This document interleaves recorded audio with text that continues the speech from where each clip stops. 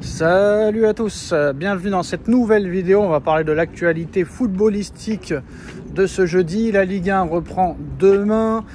PSG Brest samedi 21h. Il faudra être présent en espérant la 4e victoire en 4 matchs pour le Paris Saint-Germain.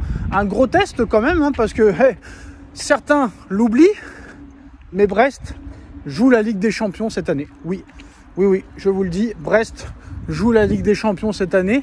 Et après le match contre Lille, ce sera un deuxième test contre une équipe de Ligue des Champions. Donc vous pouvez rire, mais samedi soir 21h au Parc des Princes, ce sera bien un match de Ligue des Champions entre le Paris Saint-Germain et le Stade Brestois.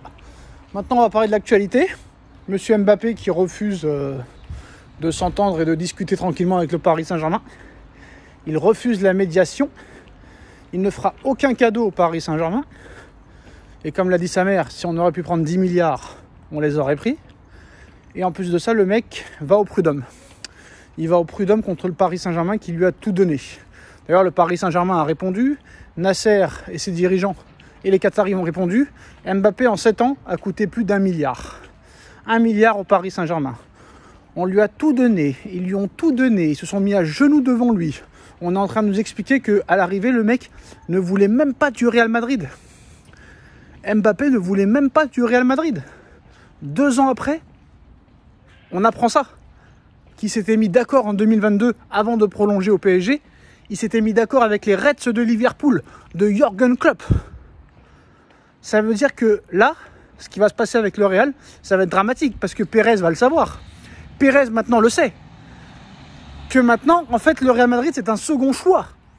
Vu que monsieur Mbappé avait le choix, apparemment, en 2022, entre le Real Madrid, Liverpool ou prolonger au Paris Saint-Germain. Mais apparemment, le Real Madrid était le 3e choix. Si on écoutait Mbappé, le premier choix, c'était de quitter le PSG en 2022 pour Liverpool.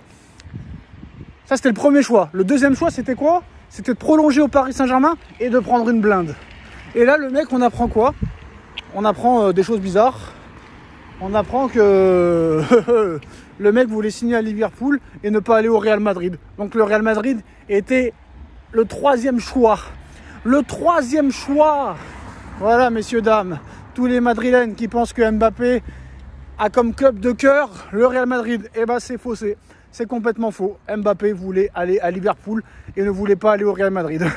Et comme il voulait absolument quitter le PSG, il n'y a que le Real Madrid qui le voulait. Il n'y avait que le Real qui le voulait, très clairement. Le Real, parce que je le vaux bien. D'ailleurs, Cristiano Ronaldo a clashé le Paris Saint-Germain en expliquant... Après, il n'a pas tort, mais bon.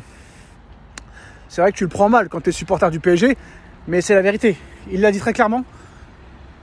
Il a été questionné sur le cas Mbappé. Est-ce que Mbappé va réussir au Real Madrid ?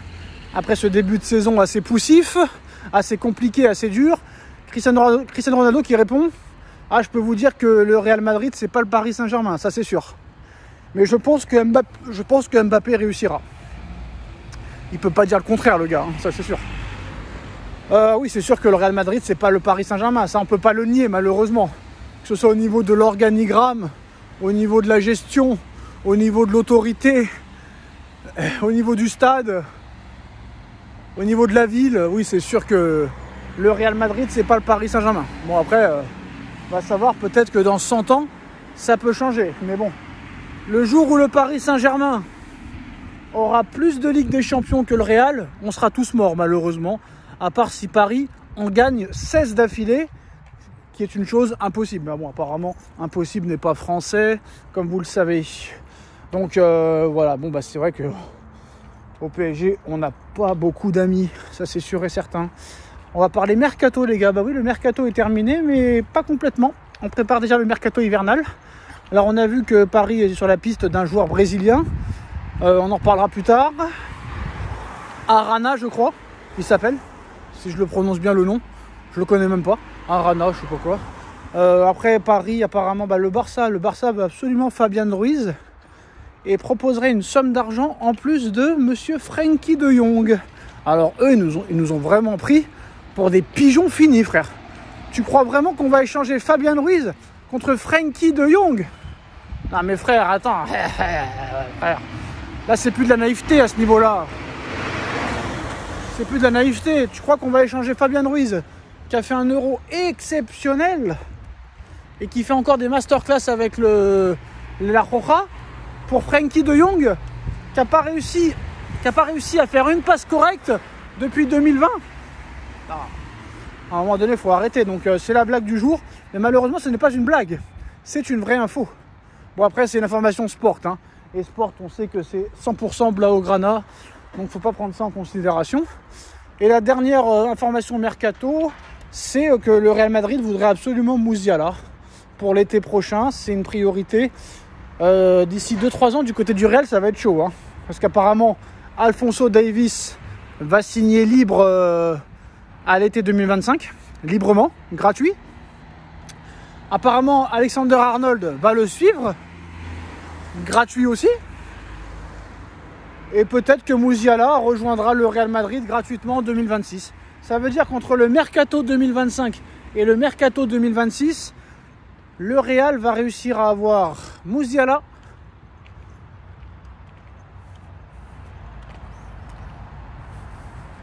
Alexander Arnold et Alphonso Davies. C'est la nouvelle politique du Real Madrid. Vu que tout le monde rêve de jouer au Real Madrid, et ben on leur dit si tu veux, tu peux venir à la fin de ton contrat. Comme ça, nous, on ne dépense plus un seul centime. Voilà la nouvelle politique du Real Madrid et de Florentino Pérez. Va savoir, je pense que Rabiot, il n'est pas prêt de trouver un club d'ici les prochains mois. Si Pérez voit que d'ici octobre, novembre ou décembre, le remplacement de Toni Kroos se fait sentir, l'absence de Toni Kroos, excusez-moi, se fait sentir, bah ça ne m'étonnerait pas qu'il fasse un petit effort pour faire venir monsieur Adrien Rabiot. Hein. Ouais. Donc voilà. Et puis il est fort, Pérez. Même si Paris a été fort dans ce dossier aussi, il a vu que Lenny Yoro, c'était fragile au niveau des blessures, au niveau physique. Donc il n'a pas été, sinon il aurait attendu un an, Yoro. Mais il savait qu'il allait avoir des problèmes et que le Real Madrid, c'est pas Manchester ou Paris, ou etc. Donc voilà. Et puis tout le monde a fait une masterclass vu que Yoro est absent pour plusieurs mois. Donc voilà, nouvelle politique du Real Madrid. Hein. On verra ce que ça va donner. Gros week-end football, les gars. Gros week-end football. Je suis impatient de voir si le PSG va continuer son perfect. Je suis impatient de voir si le Real Madrid va gagner son 5e match en 5 journées. Je suis impatient de voir si Mbappé va continuer à être catastrophique. Je suis impatient de voir les matchs de Lyon et de Marseille. Ça risque d'être un petit week-end très intéressant. En tout cas, ça fait plaisir que le football reprenne. On est impatient d'être demain et d'être samedi et dimanche. La Ligue des Champions va reprendre la semaine prochaine. Dites-nous en commentaire ce que vous en pensez. On like, on partage, on commente, on s'abonne. Et on se retrouve très vite pour une nouvelle vidéo. Tchuss.